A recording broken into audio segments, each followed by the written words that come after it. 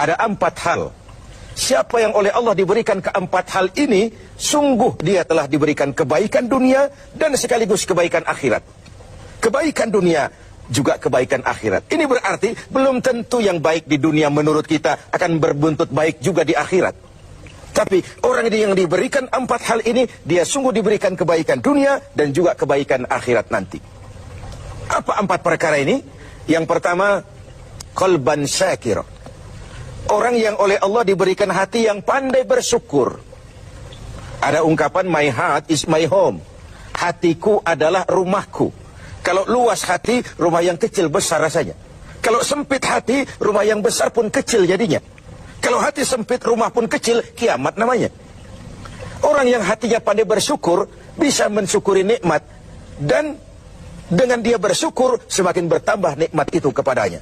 Banyak orang kaya harta, tapi miskin hati. Ini gejala zaman kita sekarang. Di tengah gemerlapnya harta, dia tidak tahu mau diapakan harta yang banyak itu. Orang-orang sufi menjelaskan bahwa kaya itu ada 2 macam. Ada kaya majazi dan kaya hakiki. Yang disebut kaya majazi, kaya artifisial. Lahirnya dibaluti harta, tapi hatinya miskin. Hidupnya sudah serba ada, tapi dia masih merasa kurang. Rumahnya sudah titik air liur orang melihatnya, tapi dia masih merasa belum apa-apa. Mobilnya berdecak orang kagum melihatnya, tapi dia rasakan itu pun masih belum. Maka dia selalu miskin. Dalam sebaya cukup dia masih merasa kurang, maka hidupnya pun selalu kekurangan. Orang yang diberikan hati yang kaya, sungguh sebuah kebaikan. Hati yang kaya, hati yang luas. Kalau hati luas, tandanya 2, bisa mensyukuri nikmat dan tidak mengingkari apa yang diberikan Allah kepadanya. Tapi orang yang hatinya sempit biasanya tidak pandai mensyukuri nikmat. Dan lebih celaka lagi ini, tidak senang lihat orang lain mendapat nikmat. Orang seperti ini ya susah gemuk. Sudah tidak bisa mensyukuri nikmat, tidak senang lihat orang lain mendapat nikmat. Tetangganya beli televisi saja dia demam. Nanti tetangganya beli sepeda motor, dia makin gawat, masuk rumah sakit. Di rumah sakit dengar tetangganya beli mobil, mati dia. Disiksa oleh perasaan sendiri. Begitu orang yang miskin hatinya. Orang yang diberikan hati yang pandai bersyukur, sudah diberikan kebahagiaan dunia dan kebaikan akhirat. Ini yang pertama. Yang kedua, walisanan zakira. Orang yang diberikan lidah yang pandai berzikir, menyebut nama Allah dalam artian yang seluas-luasnya. Tasbih ya zikir, tahmid ya zikir, tahlil ya zikir. Tapi ada fenomena lain. Melihat apapun yang mengagumkan, dia kembali kepada Sang Maha Pencipta. Itu pun zikir. Melihat semesta jagat raya, melihat bintang gemintang bertaburan di angkasa, melihat lautan luas terhampar biru membentang, melihat gunung tinggi menjulang ke angkasa. Semuanya mengingatkan dia kepada Allah. Itu pun zikir. Diberikan lidah yang pandai berzikir, mengingat Allah dalam segala keadaan. Dan bukankah Islam mengajarkan seperti itu?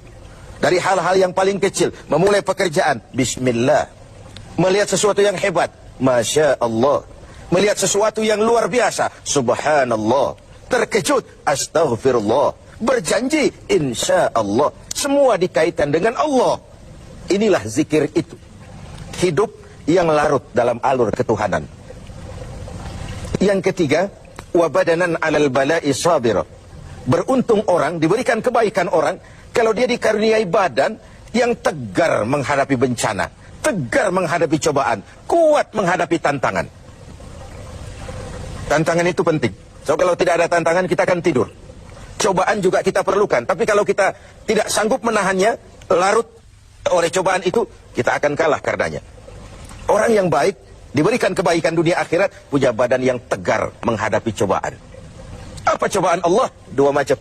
Satu ayat menjelaskan, wa nabluukum bil khairi wasyarri. Kami akan coba, kami akan uji kamu dengan yang baik dan dengan yang tidak baik, dengan yang enak dan dengan yang tidak enak, dengan yang menyenangkan dan dengan yang tidak menyenangkan. Bukan cuma sakit cobaan itu, sehat pun ujian. Bukan cuma miskin ujian, kaya pun cobaan. Bukan cuma tidak punya jabatan cobaan, naik pangkat pun ujian. Kita ini yang namanya ujian kan yang tidak enak saja. Kalau sudah sakit, ya Allah, sedang diuji. Sehat, lupa daratan. Miskin, ujian. Setelah kaya, lupa bahwa itu juga ujian. Fenomenanya apa? Banyak orang lulus ketika diuji dengan kemiskinan, tapi gagal berantakan setelah diuji dengan kekayaan. Ketika miskin dia hamba Allah, setelah kaya dia pindah menjadi hamba harta. Belum pernah ada orang datang mengeluh, Pak Ustadz, saya sedang diuji oleh Tuhan. Kenapa Pak? Uang saya sedang banyak. Belum pernah.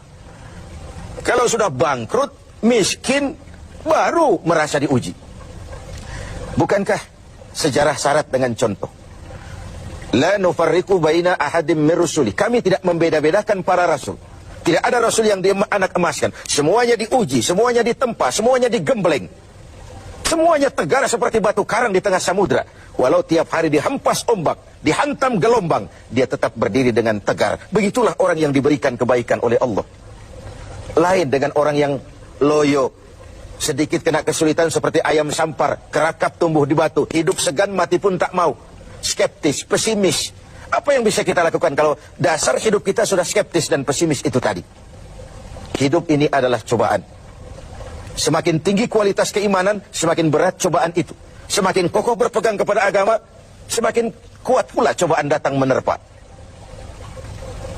Yang terakhir, orang yang diberikan kebaikan dunia akhirat, wa zaujatan salihatan, diberikan istri yang salihah, pendamping. Tidak ada suami bisa sukses jadi apapun dia tanpa peran serta dan dukungan istrinya.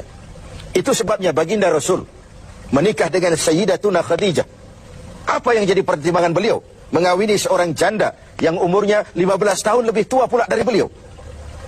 Kalau sekedar memperturutkan hawa nafsu, mestinya tidak Khadijah yang dipilih oleh baginda Rasul. Mestinya, kalau istilah kita sekarang cari ABG saja. Tapi jelas baginda Rasul bukan cuma sekedar mencari istri, beliau mencari seorang pendamping. Apa bedanya ini? Tiap perempuan bisa jadi istri, memang, tapi tidak tiap istri bisa jadi pendamping. Itu dibuktikan dalam sejarah. Orang lain belum beriman, Khadijah iman. Orang lain memusuhi Nabi, Khadijah mengorbankan hartanya untuk membantu perjuangan Nabi. Saat Nabi terkena kesulitan, Khadijah tampil jadi penghibur. Khadijah tampil jadi pembela. Ketika pertama kali berhadapan dengan malaikat Jibril menyampaikan wahyu, Rasulullah gemetar seperti orang demam. Kembali ke rumah, zammiluni ya Khadijah, selimuti saya Khadijah, selimuti. Kenapa bang? Barusan turun Jibril, dia katakan begini, saya khawatir Khadijah. Khadijah mengerti suaminya mengalami semacam frozen, emotional attitude. Sebagai istri yang bijak, pendamping yang baik, beliau tampil. Kalla ma yukhzikallahu abada. Jangan khawatir bang, Allah tidak akan menyusahkan abang untuk selamanya. Tenanglah ini. Rumah tangga adalah awal kesuksesan kita di tempat lain. Karena itu, kalau diberikan istri yang solehah, itu sudah kebaikan dunia dan kebaikan akhirat. Seorang pejabat yang jujur, polos, lugu, sederhana, bisa jadi koruptor ulung kalau dikipas-kipasi oleh istrinya. Suami-suami yang berstatus DKI di bawah kekuasaan istri.